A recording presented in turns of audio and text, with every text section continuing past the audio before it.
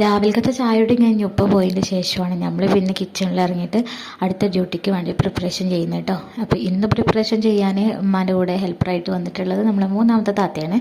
മൂന്നാമത്തെ താത്തി 2 കുട്ടികളൊക്കെ വന്നിനി. അതിൽ ചെറിയ കുട്ടിക്ക് പനി ആയതുകൊണ്ട് ആൾ ഇതുവരെ എണീറ്റിട്ടില്ല കേട്ടോ. അപ്പോൾ ഞാൻ അതിനിടയിൽ ഹെൽപ്പിനെന്ന് പറയുമ്പോൾ കിച്ചണിലേക്ക് ഞാൻ ഇറങ്ങിയിട്ടില്ല. രാവിലെ ഇറങ്ങിയിട്ടുള്ളായിരുന്നു, പിന്നെ ഉച്ചക്കത്തേക്കും ഞാൻ ഇറങ്ങിയിട്ടില്ല കേട്ടോ. അപ്പം ഞാൻ വാഷിംഗ് മെഷീനിലേക്ക് തിരുമ്പാനുള്ളത് ഇട്ടു. പിന്നെ നമ്മൾ ചളിയും മൂത്രവും അതൊക്കെ ഉള്ളത് നമ്മൾ കല്ലിൽ തന്നെയാണ് കേട്ടോ അലക്കുന്നത്. അത് പിന്നെ വാഷിംഗ് മെഷീനിൽ ഇടാന്ന് പറയുമ്പോൾ അത് വൃത്തികേട്ടാണല്ലോ, അത് നമ്മൾ കല്ലിലാണ് അലക്കുന്നത് കേട്ടോ. അപ്പം ഞാൻ പിന്നെ അതൊക്കെ കഴിഞ്ഞ് അതിലേക്ക് ലിക്വിഡൊക്കെ ഒഴിച്ചിട്ട് ഞാൻ അകത്ത് കയറി നോക്കുമ്പോൾ അകത്തിൽ വൃത്തികേടായി കിടക്കണം. അത് പിന്നെ പിള്ളേർ അകത്തുണ്ടായാലും പുറത്തായാലും നമ്മളെ വീടിൻ്റെ ഉള്ളിൽ എല്ലാവരും ഉണ്ടെങ്കിൽ എല്ലാ വീട്ടിലും സിറ്റുവേഷൻ ഇത് തന്നെയായിരിക്കും. അതുകൊണ്ട് അതൊക്കെ അടിച്ചേരി വൃത്തിയാക്കണം.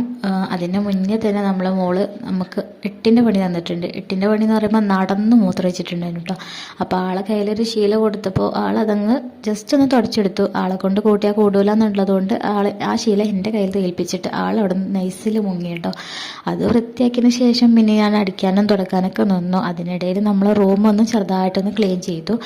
എന്ന് വെച്ച് കഴിഞ്ഞാൽ വലിയ ക്ലീനിങ് ഒന്നുമില്ല. ആ ബെഡ്ഷീറ്റും തലയണൊക്കെ ഒന്ന് മാറ്റണം, അത്രയേ ഉള്ളൂ കേട്ടോ. കുറേ ദിവസം ഒന്നും പറയാനൊന്നും ആയിട്ടില്ല, ഒരു 2-3-4 ദിവസമൊക്കെ ആയിട്ടുള്ളൂ. പക്ഷെ നമ്മളിങ്ങനെ കിടക്കുന്നത് കൊണ്ട് ഈ തലയിലെ എണ്ണയൊക്കെ തലക്കണിൻ്റെ ഇതിമലാവുമ്പോൾ അതൊരു വൃത്തികേടാണല്ലോ. അപ്പോൾ പിന്നെ എന്തായാലും അലക്കാൻ എടുക്കാമെന്ന് വിചാരിച്ചു. പിന്നെ ഈ കുഞ്ഞു കുട്ടിയൊക്കെ ഉള്ളതുകൊണ്ട് അവർ എപ്പോൾ വേണേലും കിടക്കേക്ക് ഇങ്ങനെ വലിഞ്ഞു കയറി വരുമല്ലോ. വലിഞ്ഞു കയറില്ല, ഏതായാലും എങ്ങനെയാണെങ്കിലും ഒരു കയറി വരുമല്ലോ. അപ്പോൾ ആ ഒരു ചളി ആ ബെഡിലൊക്കെ ആവുന്നതുകൊണ്ട് പിന്നെ രാത്രി കിടക്കുന്ന നേരത്ത് തട്ടിയാലും കൊട്ടിയാലും അത് ആ ഒരു രീതിയിൽ തന്നെ നിൽക്കാം. പിന്നെ ഈ റൂം വൃത്തിയാക്കി കഴിഞ്ഞ് 2 ദിവസം കഴിഞ്ഞിട്ട് പിന്നെ ഉമ്മാൻ്റെ റൂമിലെ പിടിച്ചിട്ടും പുറപ്പൊക്കെ എടുക്കുക. അത് കഴിഞ്ഞ് താത്താരൊക്കെ പോയതിന് ശേഷം പിന്നെ ഓരോ റൂമൊക്കെ ക്ലീനിങ്ങിനായിട്ട് കയറുള്ളൂ കേട്ടോ.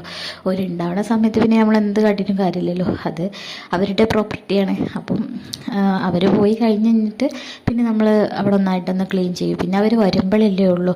അവർ ഹണ്ടിൽ നിറച്ചൊക്കെയാണ് വരുള്ളൂ. നമ്മൾ ഈ ഓണത്തിന് മാവേലിയും ക്രിസ്മസ് അപ്പൂപ്പനൊക്കെ വരുന്ന പോലെയാണ് ഓരോ വരവ് കേട്ടോ. പിന്നെ എവിടെയെങ്കിലും കല്യാണമൊക്കെ വേണം ഒത്തുകൂടണമെങ്കിൽ. അപ്പോൾ ഏതായാലും നാളെ നമുക്കൊരു കല്യാണമുണ്ട്. അപ്പം നാളെ നമുക്ക് എല്ലാവർക്കും കൂടിയിട്ട് ചെറിയൊരു വീഡിയോ എടുക്കാം കേട്ടോ. അപ്പോൾ ഇന്നത്തെ വീഡിയോ ഇത്രയേ ഉള്ളൂ, ചെറിയ കുഞ്ഞു വീഡിയോ ആയിട്ടാട്ടോ എടുത്തേക്കുന്നത്.